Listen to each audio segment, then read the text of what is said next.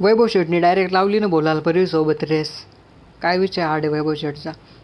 नमस्कार मंडळी, मी अनिकेत आणि स्वागत आहे तुमचं आपल्या व्लॉगमध्ये. आजचा दिवस खूप खास आहे. मी निघालो आहे गावावरनं थेट पुण्याला आणि वैभवच्या घरून उचललं, घरच्यांना मस्तपैकी बाय बाय केला आणि निघालो पुढच्या प्रवासाला. वैभव आणि मी मस्त. गाव सोडताना थोडं वाईटच वाटत होतं, कारण पुण्याला जायचं म्हणल्यावर काय तिथं मग जावंच लागतं शिक्षणासाठी कशाला. मग काय पुढं मस्तपैकी पेट्रोल वगैरे टाकलं, गाडीत पेट्रोल भरलं आणि डायरेक्ट पोहोचलो राहत्यामध्ये वीरभद्र महाराजांचं बाहेरूनच दर्शन घेतलं आणि पुढे मस्त एअरपोर्ट रोडला म्हणजे संगमनेर रोडकडे मस्त लागलो, कारण रोड पण एकदम मस्त होता, वातावरण मस्त झालेलं होतं, डोंगर झाडं बिडं एकदम भारी. आणि फायनली पोहोचलो संगमनेरमध्ये पोहोचल्यावर थोडा आराम वगैरे केला मस्तपैकी, थोडासा गाडीला आराम दिला आणि आम्ही आराम केला. आणि इथं ड्रायव्हर चेंज झाला. वैभव शेठला बोललो मी गाडी चालवतो.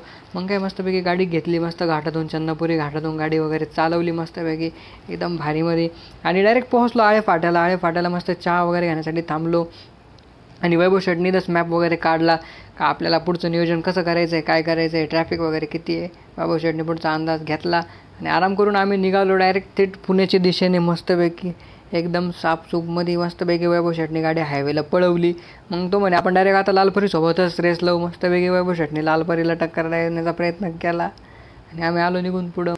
नंतर आपल्याला PMPL दिसली आणि ट्रॅफिक दिसलं, म्हणजे तुम्ही पुण्यात आले आहात आणि पुण्यात तुमचं स्वागत आहे.